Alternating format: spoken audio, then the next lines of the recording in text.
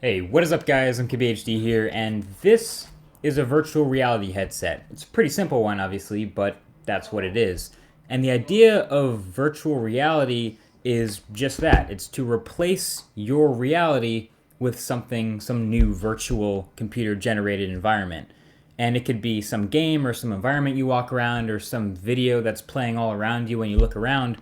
But the idea is to trick your brain into thinking that that's your new reality. So VR started with the Air Force actually as part of their flight training program, and it's flight sim. Now obviously that's much easier and cheaper to have new pilots practicing stuff like fighting maneuvers and shooting things and ejecting and crashing, all without shooting and ejecting and crashing actual million-dollar planes. So that's where VR makes perfect sense. Now in 2015, companies are making these personal VR experiences that you can just buy and use for your own entertainment. All you have to do is just put it on your face. So they do this by taking over your sight. So just like we use headphones to completely take over our sense of sound, this headset totally takes over your vision. Inside this one, Google Cardboard is a pair of lenses and a place to hold your smartphone, which becomes your screen and your VR engine. Now there are actually two kinds of VR headsets. Type 1 is the accessory that you plug your smartphone into that becomes the screen. So something like Google Cardboard or Samsung's Gear VR. And then Type 2 is the standalone unit that does everything. It has a gyroscope and the screen and everything built in. So that would be something like Oculus Rift or HTC's Vive. Both types, of course, have these lenses that help your eyes focus on the stereoscopic image that's right up against your face, which isn't great for your eyes, by the way, but whatever.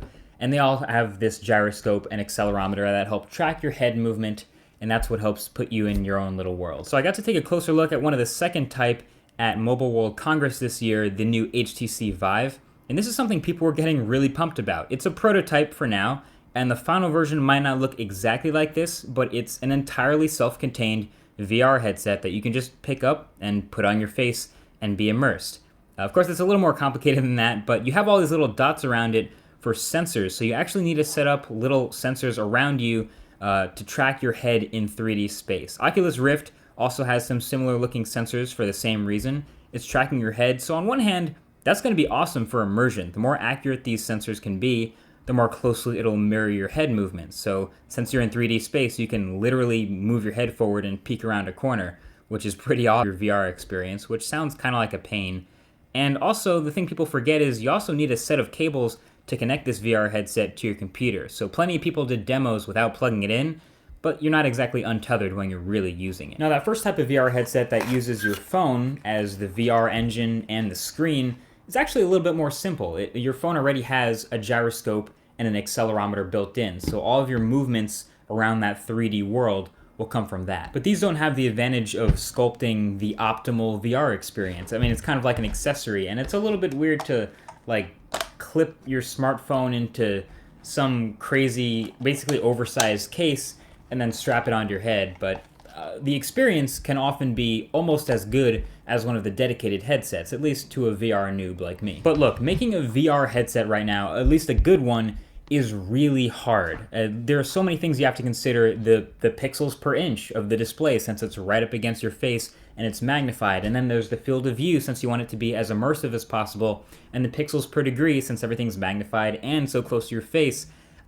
There is good hope though. I've never seen an industry go so fast from zero, like almost nothing, to 5 or 6 major players so fast. You've got Oculus Rift, you have Samsung Gear VR, you have Google Cardboard's been out for a year, HTC Vive is on its way, it's coming, Sony Project Morpheus is also coming. I would actually even say that Microsoft HoloLens, although that headset from Microsoft that everyone's talking about the experience of is not virtual reality, that's actually augmented reality. So virtual reality and augmented reality are two slightly different things. So to clarify, virtual reality is replacing your entire reality. So you're immersed in this new world with nothing left from the real world.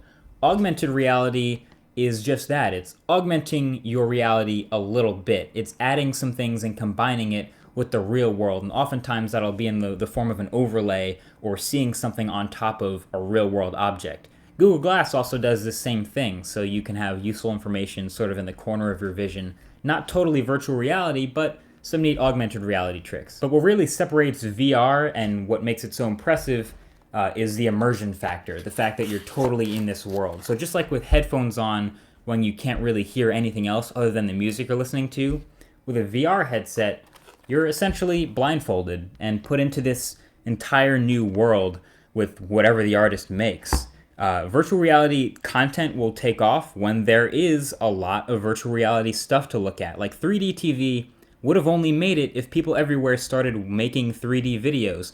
Now, obviously, that didn't happen, and like Oculus Rift or gets a really good virtual reality demo, they're like, wow, this is impressive, and that's what makes it so cool. So, yeah, the next time you're considering whether or not virtual reality will become a thing or not, think about what would you do with it. So thanks for watching. I'll talk to you guys in the next one. Peace. So, yeah, the next time you're considering whether or not virtual reality will become a thing or not, think about what would you do with it. So thanks for watching. I'll talk to you guys in the next one. Peace.